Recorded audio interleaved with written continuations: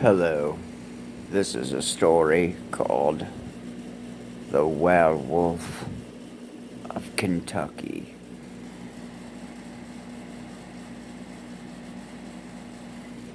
Grogan was walking silently along the side of the street. He had to scuffle home in a hurry. It'd been a hot day and an even hot night. As the sweat rolled down his body, the only thing he could hear was the sound of the slight wind blowing by and the sound of his gym shoes scuttling down the street.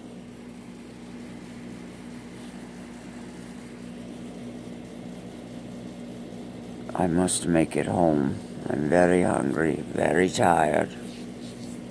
All of a sudden, he couldn't help but think he seen a light from the edge of the bush.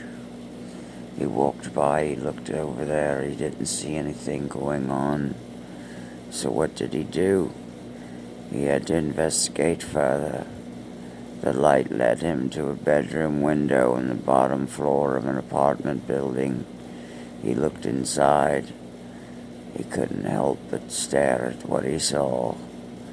When he looked inside, he seen a woman in there going through the most hideous transformation he'd ever seen in his life.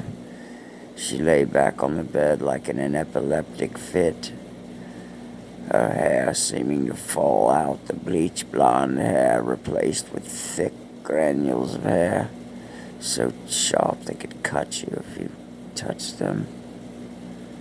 As the hair grew out of her head and her eyes flew back in her head, like they spun around and looked right at him, blood red and black eyes that seemed to have no conscience whatsoever.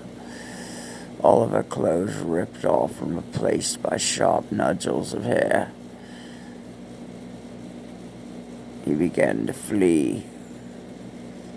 He could hear his feet slapping the concrete. All of a sudden he heard another pair following him. He ran as fast as he could, but he could get nowhere.